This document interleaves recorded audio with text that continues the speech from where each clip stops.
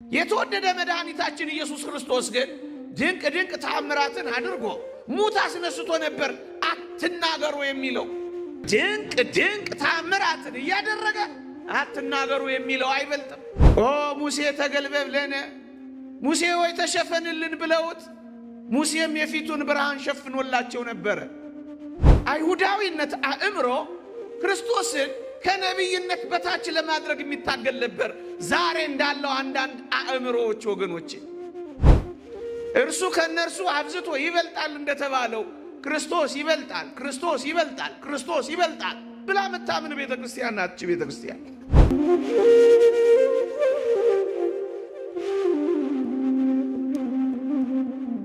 አይሁድ ታስታውሱ ከሆነ ክርስቶስን ሙሴ ወይም ኤልያስ እንዲሆንላቸው ፈልገው ነበር። ታስታውሱ ከሆነ ሰዎች የሰው ልጅ ማን ይሉታል ብሎ በተጠየቀ ጊዜ አንዳንዶቹ ኤልያስ፣ አንዳንዶቹ ከነቢያት አንዱ ይልቁንም ሙሴ እያሉ ነበር መጥራት የሚቀናቸው። የተወደዳችሁ ክርስቲያኖች መሲሁን ሳይሆን እነሱ በዋናነት ቁም ነገር የሰጡት ከነቢያት አንዱ እንደሆነ አድርገው ነበር የተረዱት። ለዚህ ነው ጌታችን ከፍ ወዳለ ተራራ ወደ ደብረ ታቦር ይዟቸው መውጣት ያስፈለገው፣ ማንነቱን ሊገልጥላቸው። ወገኖቼ አባቶቻችን እንደሚሉት በዚያች በደብረ ታቦር ነቢያት አይተው የማያውቁትን ሰውነቱን ሙሴና ኤልያስ አዩት። አምላክነቱን አይተው የማያውቁት ሐዋርያት ደግሞ በዛች በደብረ ታቦር አምላክነቱን ተረዱት። ኦርቶዶክሳዊነት እንዲህ ባለ ከፍታና ልዕልና ሰውነትን ከአምላክነት ጋር አዋህዳ የምትረዳ ፍጽምትና ርትዕት የሆነች ሃይማኖት ናት ኦርቶዶክሳዊነት። በሙሴና በክርስቶስ መካከል ሙሴና ክርስቶስን በባላንጣነት የምታታግል ሃይማኖት አይደለች። በኤልያስና በኢየሱስ መካከል በባላንጣነት የምታታግል አይደለችም ቤተ ክርስቲያን። አንዳንዶች እንደዚህ ለመረዳት ይፈልጋሉ። በፍጹም በብሉይ ኪዳንና በሐዲስ ኪዳን በኦሪትና በወንጌል በግዝረትና በጥምቀት በክርስቶስና በሙሴ በትላንትና በዛሬ መካከል ያለውን ልዩነት በቅጡ የተረዳች ብቻ አይደለም፣ በሚገባ ተንትና የምታስቀምጥ ሃይማኖት ናት ኦርቶዶክሳዊነት። ታስታውሱ ከሆነ አይሁድ ሙሴን ይፈልጋሉ። አይሁድ ኤልያስን ይሻሉ። ታስታውሱ ከሆነ ኤልያስን ይጣራል እስኪሉ ድረስ በጣም የናፈቁት ወይ ሙሴን ወይ ኤልያስን ነበር። የተወደዳችሁ ክርስቲያኖች አይሁድ ወደዛች ወደ ደብረ ታቦር በትህትና ጠጋ ቢሉ ወዳጃቸውን ሙሴን ደግሞም የሚፈልጉትን ነቢዩ ኤልያስን ከክርስቶስ እግር ስር ያገኟቸው ነበረ እና ወደዛች ወደ ክርስቶስ ሰገነት ወደዛች ወደ ደብረ ታቦር የቀረቡ ሁሉ የጌታችንን አገልጋዮች ሙሴንም ኤልያስንም ከክርስቶስ ለይተው በቅጡ ይረዱ ነበር። ወገኖቼ ቤተ ክርስቲያን በአገልጋዮቹና በጌታ መካከል ያለውን ልዩነት በቅጡ የተረዳች ቤተ ክርስቲያን ናት። አንዳንዶች ይህን አማተን እንደምንረዳ ያስባሉ። በዚህም በጣም ያሳዝኑናል። ቤተ ክርስቲያን ግን እንደዚህ አይደለችም። በጌታና በሎሌ መካከል ያለውን ልዩነት በቅጡ የምታውቅ ናት። የተወደደ መድኃኒታችን ኢየሱስ ክርስቶስ የተቀመጠ መላእክቱ ደግሞ ቆመው የሚያገለግሉ መሆኑን ታውቃለች። እንደ አይሁድ ከሙሴ ወይም ከኤልያስ ወይም ከመላእክት ጋር ልታስተካክለው አትሞክርም። ክርስቶስን እርሱ ከነርሱ አብዝቶ ይበልጣል እንደተባለው ክርስቶስ ይበልጣል ብላ መታምን ቤተክርስቲያን ናት። ቤተክርስቲያን አንዳንድ ማሳያዎችን አይሁዳዊነት እንዴት እንዳልተረዳው ጥቂት ማሳያዎችን ልስጣችሁ። አይሁድ ፊትህን ተሸፈንልን የተባለውን ሙሴን ብቻ ነበር የሚፈልጉት።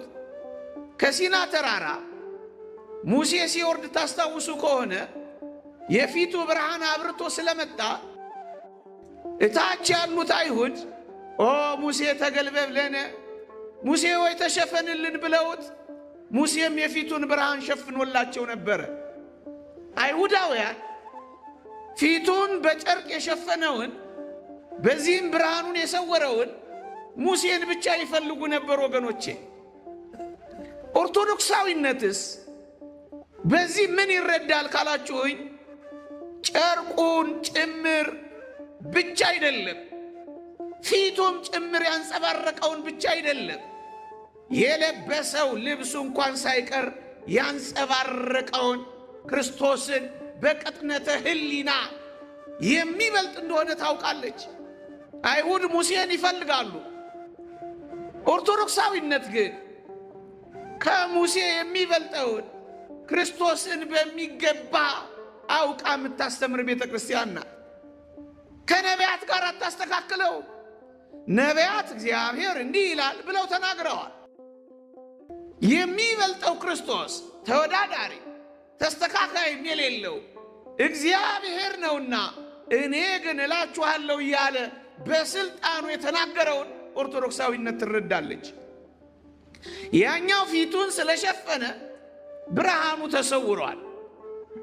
ክርስቶስ ግን በዚያ በደብረ ታቦር ፊቱ ብቻ አይደለም የሚያንጸባርቀውን ልብሱን እንኳን ማየት አልቻሉም። ወገኖቼ አይሁድ እኮ አልወደቁም። ከዚያ ከሲና ተራራ ሲወርድ አይሁድ እኮ የሙሴን የፊቱን ብርሃን አይተው አልወደቁም። ሸፍንልን ብቻ እኮ ነው ያሉት። በዚያ በደብረ ታቦር ግን ክርስቶስን አይተው ወድቀዋል። ወገኖቼ እኛ በቅጥነተ ሕሊና ኦርቶዶክሳውያን እንደ አንዳንዶች ነቢይ ብቻ ነው ማንለው እኮ ለዚህ ነው ወገኖቼ። የነቢያት አምላክ ነው፣ የነቢያት ጌታ ነው፣ የነቢያት ላኪ ነው እሱ። ለዚህ እኮ ነው በፊቱ መቆም ሳይችሉ የወደቁት ወገኖቼ። ሙሴን ታስታውሱ ከሆነ ጫማህን ከእግርህ አውልቅ ነው የተባለው በዛች በደብረ ሲና። ወደዚህ ደግሞ ወደ ጌታችን ዘወር ላድርጋችሁ በሞቴ ክርስቶስ እንደ ነቢዩ እንደ ሙሴ ጫማህን ከእግርህ አውልቅ የተባለ የሚመስላቸው ነቢይ ብቻ የሚያደርጉት የይሁዳዊነት አእምሮ ያላቸውም አሉ። እኛ ግን ከዚህ ከፍ ያለው እንረዳለን።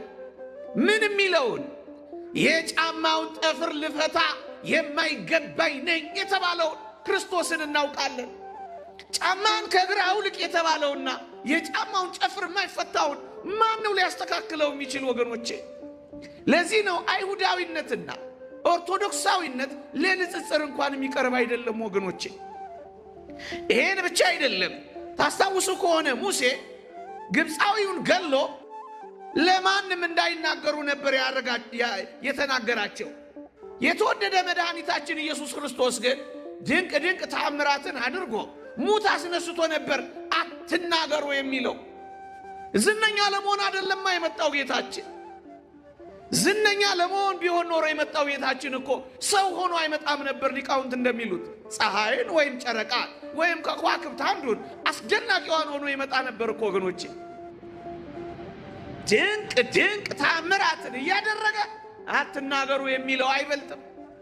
ገሎ አትናገሩ ከሚለው በላይ አድኖ አትናገሩ የሚለው ይልቃል ወገኖቼ።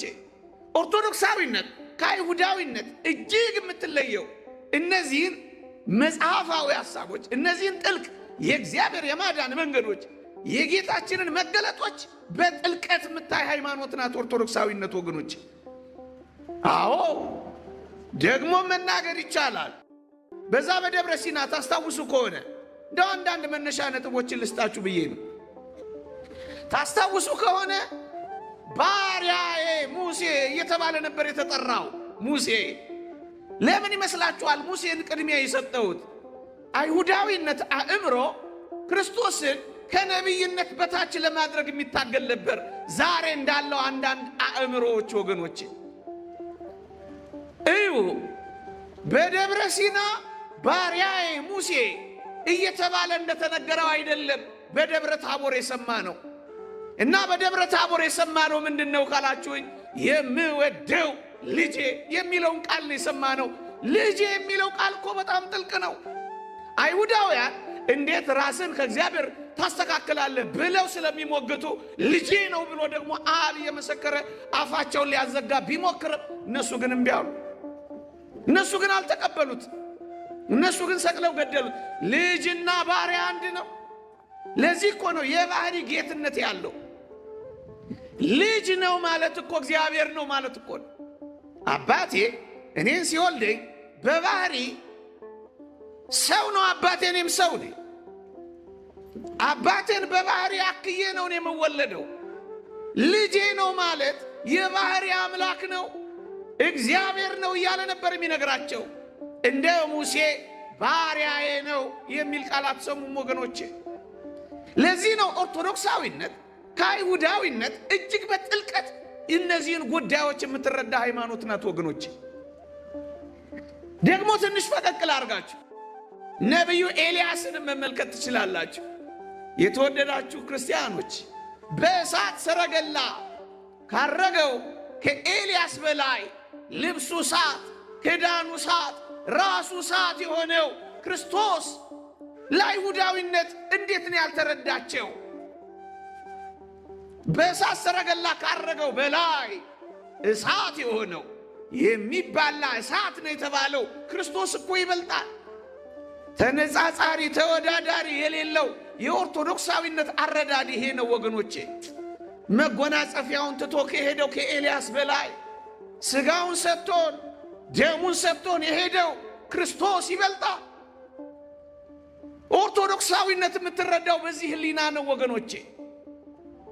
ነገሩን እንዳላበዛ ሌሎች ነጥቦችንም ለመጨመር እንዲመቸኝ ጥቂት አለፍ ብንል የተወደዳችሁ ክርስቲያኖች፣ በጌታችን የማዳን ሥራ ውስጥ አይሁድ የሚረዱትና ኦርቶዶክሳዊነት የሚረዳው በጣም ነው የሚለያየው። አንዳንድ ነጥቦችን ላንሳላችሁ። አይሁድ የጌታችንን ጎኑን በጦር ሲወጉት አይሁድ የሚረዱት እንዳቆሰሉት፣ አይሁድ የሚረዱት እንደጎዱት፣ አይሁድ የሚያውቁት እንዳደሙት፣ አይሁድ የሚያውቁት እንደገደሉት ብቻ ነው የሚረዱት። ኦርቶዶክሳዊነትስ በጌታችን የጎን መወጋት በኩል ኦርቶዶክሳዊነት የሚረዳው ምንድን ነው ካላችሁ፣ ከቅዱስ ኤፍሬም ጋር ሆነ የጌታችን ጎን ሲወጋ እኛ ኦርቶዶክሳውያን የገነት በር እንደተከፈተልን እናውቃለን ይላል ቅዱስ ኤፍሬም። አዎ በጌታችን ጎን መወጋት በኩል ገነትን አግኝተናታል። የምንጠመቅበትን ጥምቀትን የምንጠጣውን ደም አግኝተናል። የእሱ ጎን ሲከፈት ገነት አብራ ተከፍታልናለች ይላል ቅዱስ ኤፍሬም። ኦርቶዶክሳዊነት የሚረዳው እንደዚህ ነው። ቁስሉን ቁስል ብቻ አይደለም የምንረዳው፣ ፈውስ አድርገን ነው እኛ የምንረዳው። ለዚህ ነው በእርሱ ቁስል ተፈወሳችሁ የሚለን።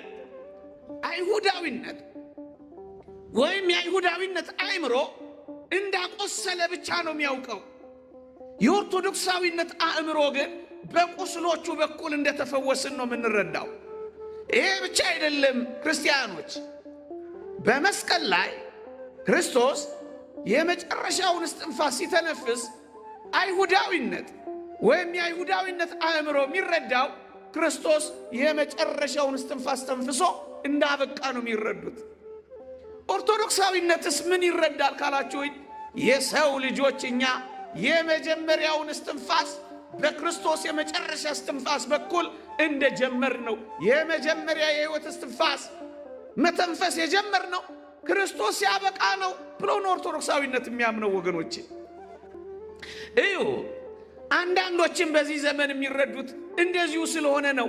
እነዚህን ሐሳቦች አይሁዳዊነት ብቻ ብለን አይደለም፣ ሌሎች ቅጥልጣዮችን መቀጠል እንችላለን በዚህ ዘመን ወገኖቼ። አይሁዳዊነት ክርስቶስን